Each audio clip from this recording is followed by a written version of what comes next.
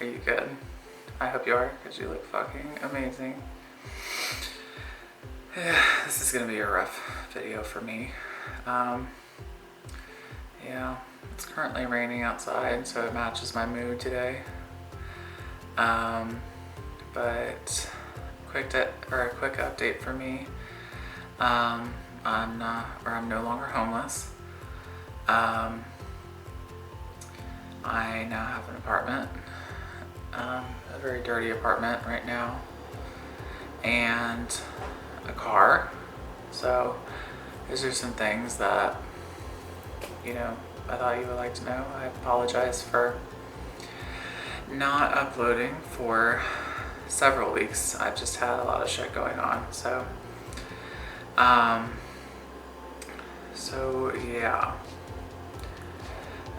This is just gonna be an uncut type version video, so if you don't like long videos, then sorry, but I need to talk about this. So you read the title right. This is gonna be my coming out story. So let's go back to the beginning, I guess. I was born into a very religious family. My dad is actually a pastor.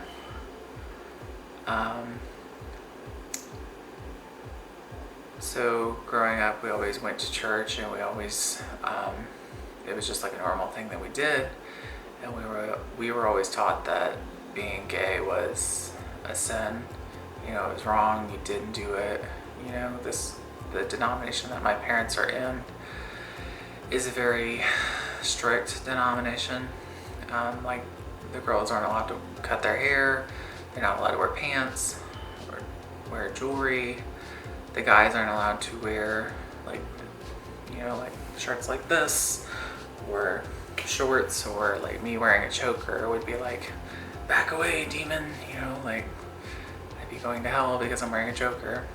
But and my ears are pierced too, so but I grew up under a very strict denomination, so we were always taught that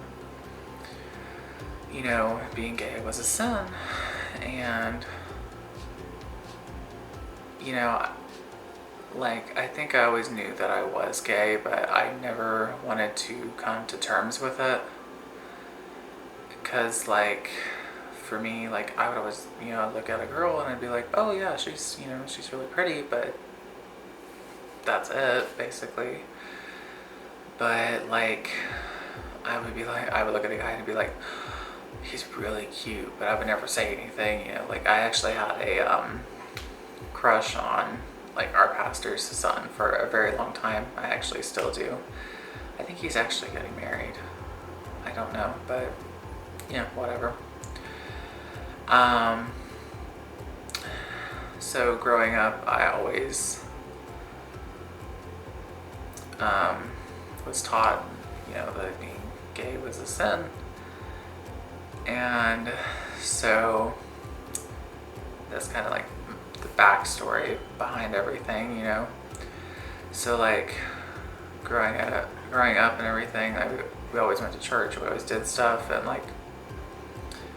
I played music and stuff in church, and up until about a year and a half ago, in about mid-2018, I actually stopped playing music and stuff,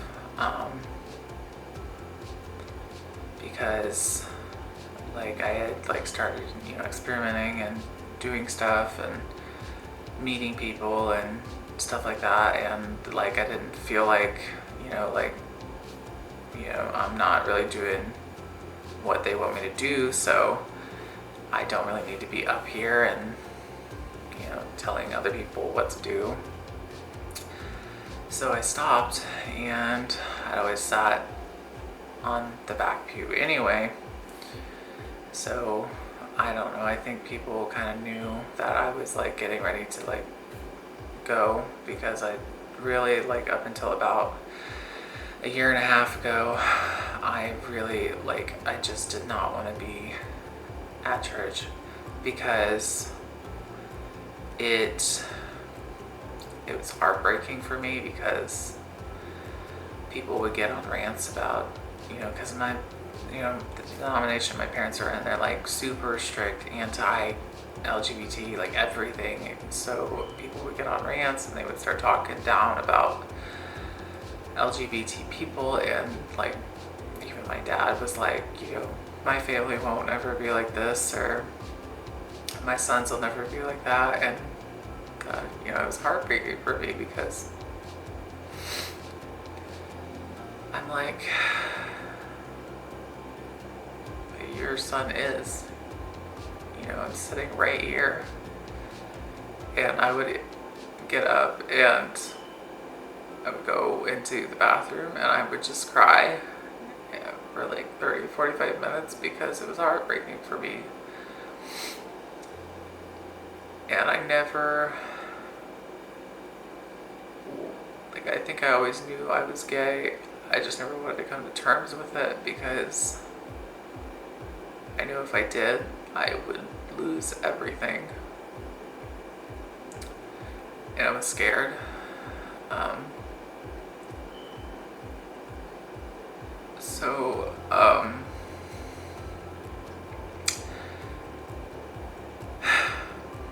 Sorry, this is really hard for me.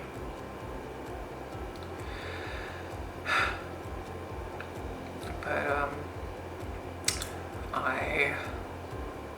about a month and a half ago was when everything kind of took a turn for the worst. So like I said, I had already like started experimenting and everything. So I had like lube and condoms and stuff like that. And they were in a bag and they were in the bathroom, but like up above the toilet area, there's like one of those 9 cubicle things or whatever, and my stuff was in the top left hand cube by the sink, so nobody ever would get into my stuff. Sorry, if it got really dark, I'm sorry. It's kind of overcast and rainy right now. But nobody would ever get into my stuff because nobody could reach it, and I didn't think anybody would. And I had my makeup in there, and like all of my stuff was up in that cube. Well, I guess my younger siblings, were looking for something like a toothbrush or something, and they ended up going through my stuff. And they found my lube and they found my condoms. And so in turn, they went to my parents, because they don't know what it is. And I guess they were asking them. And then I got a call at work. And my dad was like, "Are you planning on coming home?" And I was like, "Yeah, I think so." And he was like, "Well, we need to talk when you get here." And I was like, shit, what did they find? Because I thought they found my makeup bag or something like that. And so I went home and I went in my dad's room and I was like, "Hey, what's up?" And he was like, "The kids found your lube and condoms." And I was like, "Okay." And he was like, "Have you been doing anything?" And I was like, "No, not recently. I haven't been." And I think my parents kind of knew that I was, because they've caught me before when I was younger, and my older brother caught me when I was younger. This was before incognito tabs and before I knew how to clear a browser history.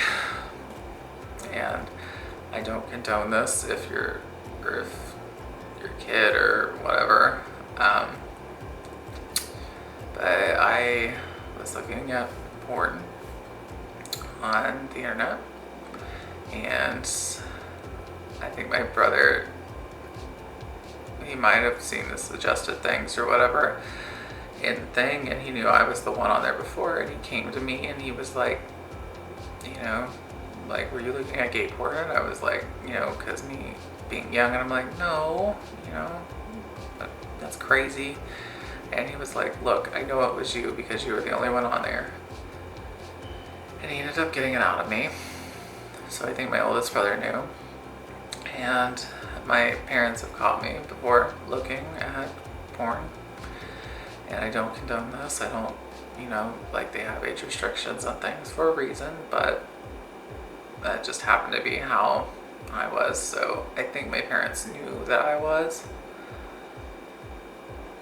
But anyway, that was a long rabbit trail. Sorry, but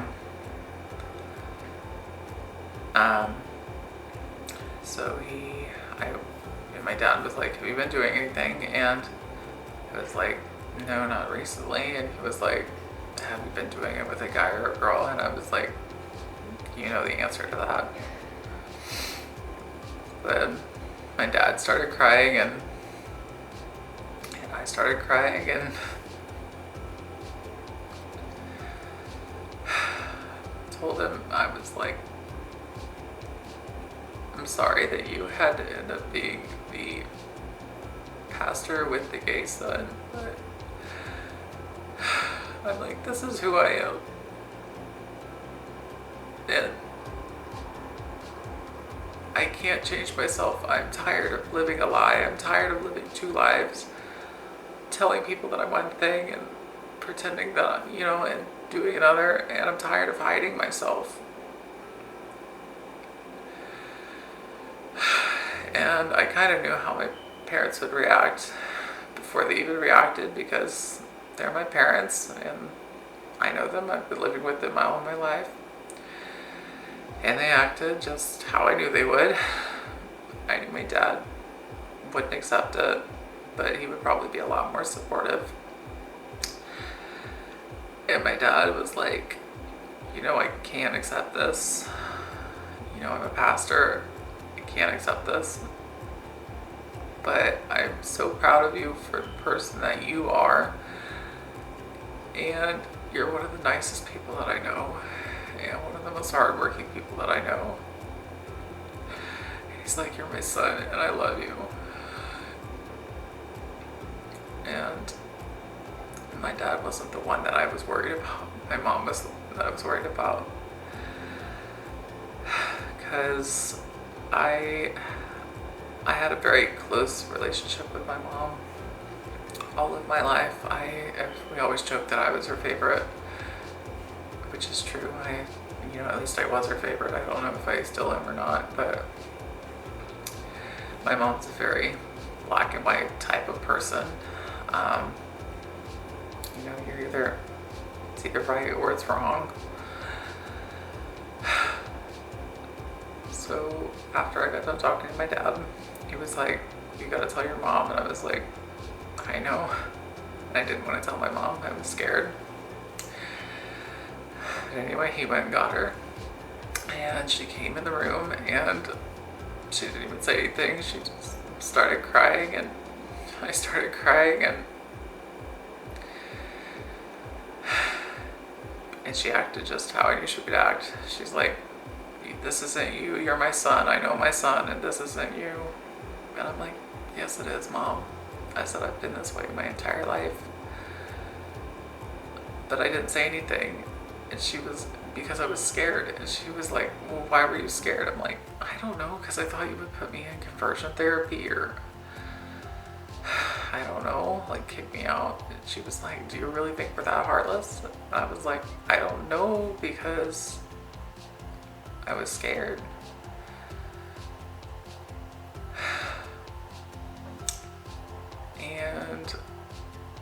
And she told me basically, "Don't bring anybody home." And I was like, "Well, I'm not planning on it. Trust me, I'm still single." so don't have to worry about that. But that was one of the hardest days of my life. So that was me coming out, but that's not the end of the story. Sorry, my foot is going dead at the minute. It's falling asleep currently. So after this, it was about a week after, I was like, well, I'm already out. I might as well try some stuff, because now I don't really care, everything's out, so I might as well. And I went and got some nail polish and I painted my nails black because I just like the color. And I guess my dad had seen my nails and I got a call at work. And he was like, we need to talk when you get home. And I was like, well, I'm not busy now. Like, what do you need to talk about? And he was like, you need to find a new place to live tonight. And I was like, I don't have a place to live. And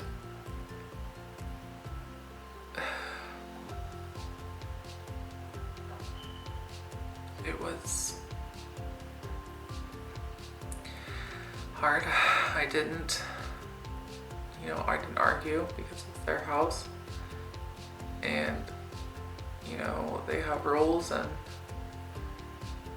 I wasn't following them, so I knew that I was gonna end up, I was gonna have to move out because when I came out to my dad, he was like, after he said that he was proud of me and everything, he's like, I can't accept this, but, you're gonna have to move out, right? And I was like, yeah, I know. And told him, I said I was planning on getting an apartment and a car. That way you didn't have to worry and I didn't have to worry. And so I was already planning on doing that. And he had told me that, up until I found a place that I could stay at home, like he wasn't gonna give me a deadline. And then about a week after, I ended up painting my nails. And he told me I had to find a new place to live.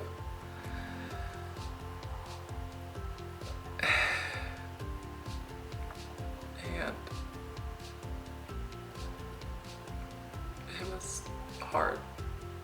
So I went home, and at the time I was driving their van because I didn't have a car at the time. I had one, but it was being worked on, so it wasn't done. And I went home and I packed everything that I could in a laundry basket and didn't know what I was gonna do or where I was gonna go. Luckily, I had talked to my manager at the hotel and she agreed for me, like, that I could stay there until I found a place or until I ran out of money.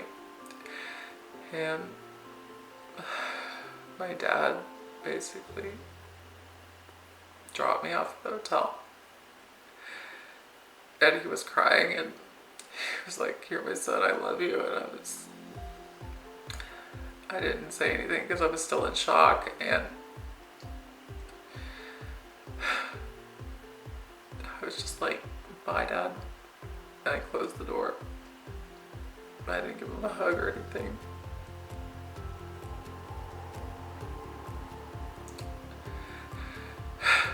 And that was about a month and a half ago. And I still haven't talked to my parents. I've only had very brief conversations with my parents.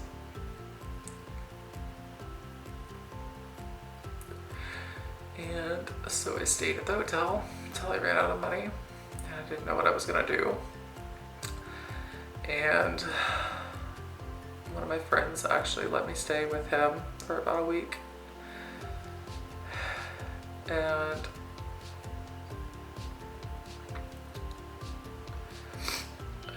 until he told me, he was like, "When are you gonna move out?" And I was like, "I guess now." I didn't argue with him because he was letting me stay there out of the goodness of his heart, because he knew I didn't have money.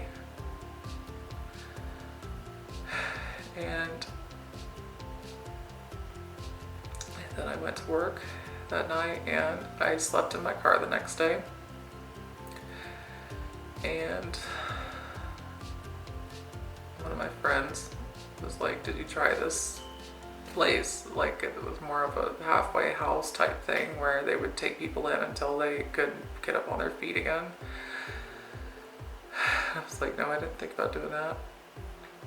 And so I went and stayed there, and I met a lady there actually who was a lesbian, and she really helped me through a lot of stuff.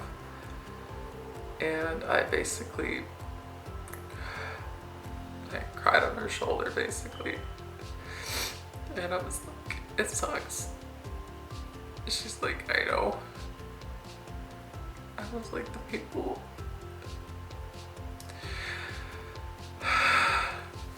sorry, you know, the people that are supposed to love you and care for you and protect you, you know, they kick you out on the street and basically treat you like you're nothing and basically disown you. You know, it sucks. It really sucks. She's like, you know,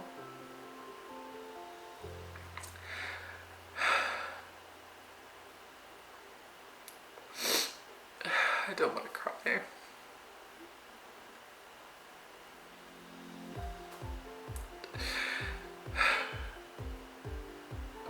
So that was a couple of weeks ago. And in the interim, there I got my apartment, I got my car, and now I'm living here. But if you're going through the same thing, or if you're going through something similar, and like for me, I grew up in church my whole life. My dad was a pastor, and as soon as I came out as gay, they ended up throwing me out.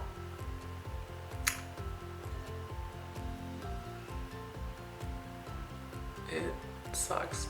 It really does.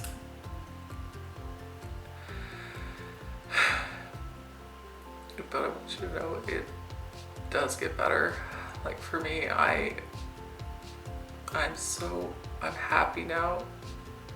Like that I can just be myself and I don't have to pretend for anybody.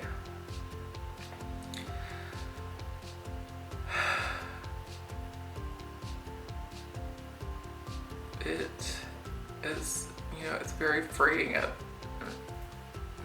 But I still, you know, I'm still dealing with some of the shit that I was before. But I want you to know it gets better. And that's what I want for this channel. I want to be able to talk openly about things that people don't normally like to talk about, you know. And for me, I didn't really want to do this video, but I needed to. I needed to get it out. And this is kind of like therapeutic for me to talk about things that I'm going through. So if you happen to watch this video, you know, it does get better. I'm here. I have my own apartment. I have my own car. I don't have very much in my apartment, but it's mine. It will get better. So yeah, it was a very long and title video. I don't know how long this video is going to be, but hopefully there'll be more videos to come. But yeah, this was hard for me. Alright, well, I have got to go dry my nose and dry my eyes and get ready to face the day. It's about 9-ish in the morning, so yeah. But I'll see you guys, and you know, keep shining because the world needs more people like you. Alright, bye guys.